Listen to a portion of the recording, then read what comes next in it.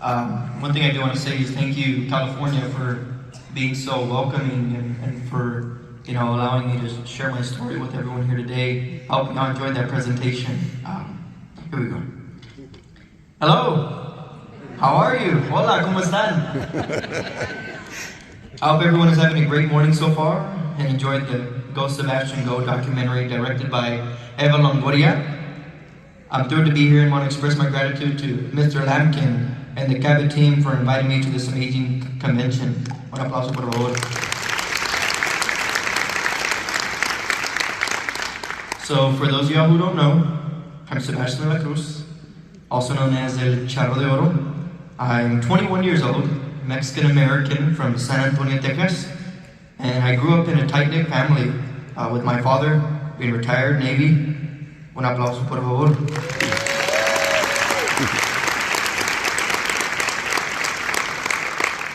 My mother, who works in the school district as a principal secretary, and my 3 siblings, my 2 younger brothers, Jacob and Joe, my sister Shania, who just had a baby about 3 weeks ago, so now I'm a tío. And with that, I also did start my own family with my wife around 2 years ago. And with all that, I've developed a really strong sense of my Mexican roots. With COVID taking a lot away from my senior year of 2020, and also performances being held off due to COVID restrictions, I currently work as a discount tire assistant manager and recognize the importance of education and plan to return soon. No, thank you. Now, my journey into music began at the age of 4 when I witnessed what I thought were Mexican cowboys. At a barbecue plate sale, we'll say that we're in Texas, right? Now, seeing these mariachis, I saw them as angels. Felt like I opened my eyes for the first time, and to this day I feel that God put the group of mariachis, they were kids, in front of me to help me change the world with each song that I perform. Now, this sparked a dream of mine to become a mariachi. With my dad's support, I received vocal lessons from my vocal professor, Michelle Quintero, and immersed myself in mariachi songs and the cultura. Now, not just learning the tunes, but also really putting myself in mariachi. Now, my grandpa from Tamaulipas, Mexico, is a really huge part of the reason that I am a mariachi in the first place. He introduced me to Javier Solís, Jose Alfredo, Pedro Infante, Cornelio Reina, and many more legends of música de mariachi. Now, with the legends of mariachi came the importance of the traje de charro. He explained the origin of the traje coming from Spanish conquistadores and the orgullo that comes with the traje de charro. Wearing mariachi trajes fills me with pride and confidence. Each time I put on my traje de charro, I feel like Superman. Instead of lasers and the ability to fly, I have the power of music that transcends through any barrier and allows me to spread the love I have for my cultura and music to everyone who listens.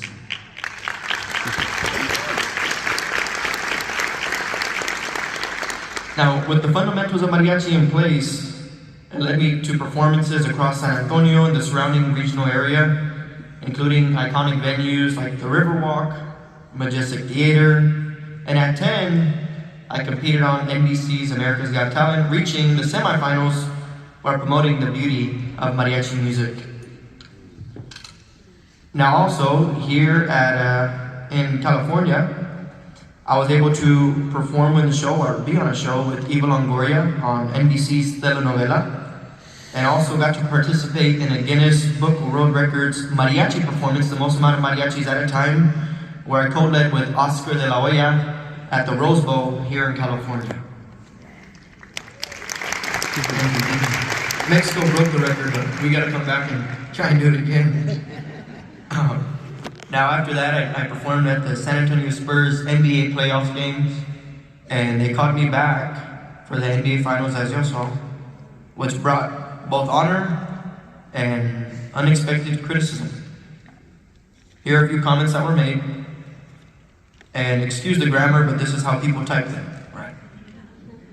why they got a Mexican kid singing the national anthem. How you sing the national anthem looking like an illegal immigrant. Go home, his suit still looks wet. Why is a foreigner singing the national anthem? I realize it's San Antonio, but that still ain't Mexico. Who let this illegal alien sing our national anthem? Facing racist comments online after singing the national anthem at the NBA Finals game was a tough experience. Despite the negativity, I remain proud of my Mexican roots and my American identity. Oh, thank you. Now, returning to perform subsequent NBA Finals, I silenced the critics and even earned praise from President Obama on Twitter, so that was pretty cool. Oh, thank you, yeah. I wish he was in the room right now. From 2013 to 2016, I shared the stage with many renowned artists, including Pepe Aguilar, Gloria Estefan, Prince Royce, Alejandro Fernandez, and even Paquita del Barrio. Now, with that, I also performed with the Chicago Lyric Opera, Houston Lyric Opera, San Diego Lyric Opera in 2016. And during that time in 2016, I sang the national anthem also at the Democratic National Convention for Democratic presidential candidate Hillary Clinton as well.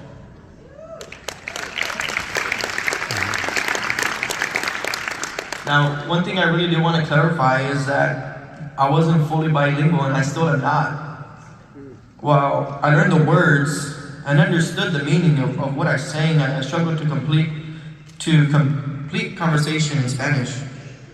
I found myself in a situation similar to the male version of Selena Quintanilla.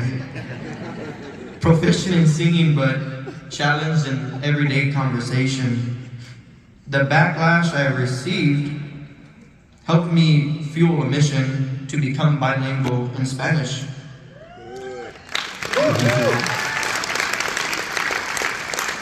Now, although I took Spanish classes from middle school to high school, it's important to note that these classes differ from bilingual, dedicated, or dual language programs.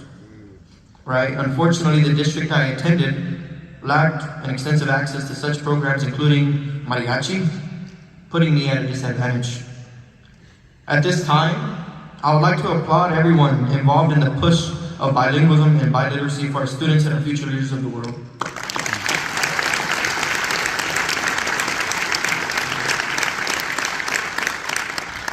Knowing what I know now at 21 years old, not too much, but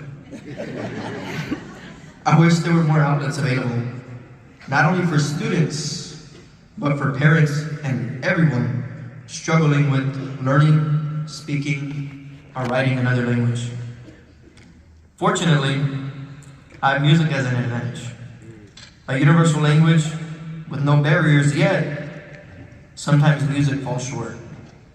Similar to my father's experience being raised in a Spanish household and being criticized at school for speaking Spanish as a language, my grandpa faced challenges when his kids were criticized. Now, likewise, my father-in-law, despite ESL classes when getting his residency, still grapples with English literacy, and like many parents, decided to withhold Spanish as a first language to protect my wife and her siblings from cruelty that happens in the world we live in day to day. Witnessing the sacrifices my grandpa and father-in-law made to shield their kids from the negativity of speaking a foreign language motivates me to break the cycle. I aspire for my future kids to be literate, bilingual, and have cultural understanding not just in Spanish, but other languages and cultures as well.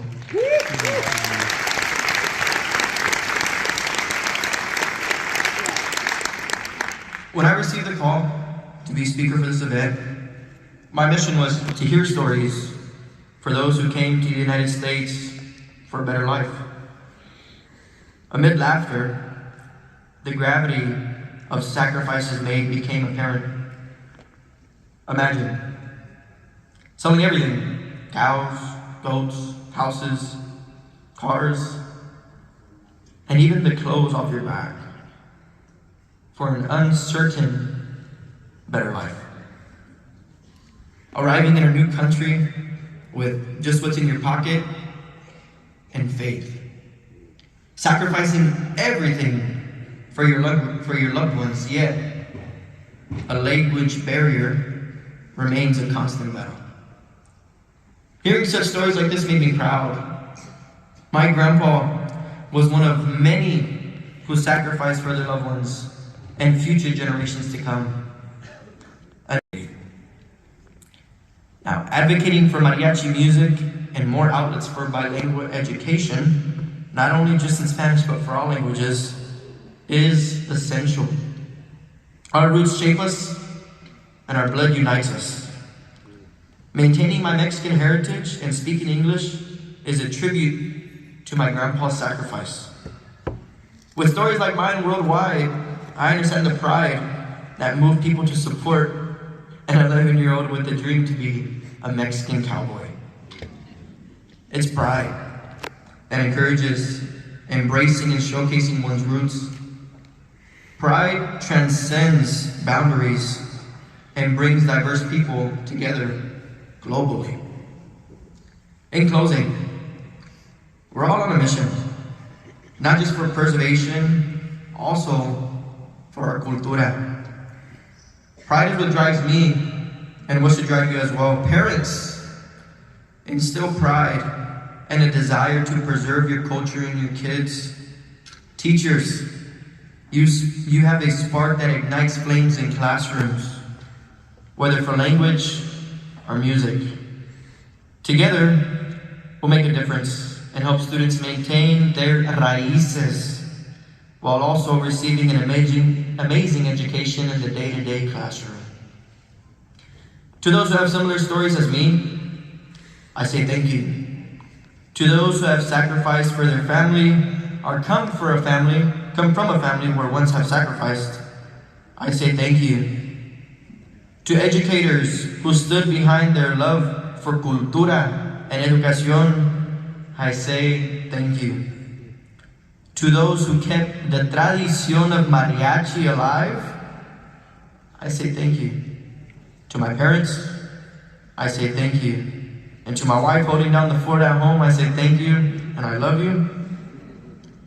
And lastly, to Mr. Lankin, who invited me to this amazing event, has been so welcoming to me, and everyone who felt that my story was worth sharing and allowed me to come and share it with you all today.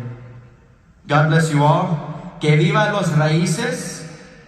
Que viva educación. Que viva mariachi. Y que viva CABE. God bless you all.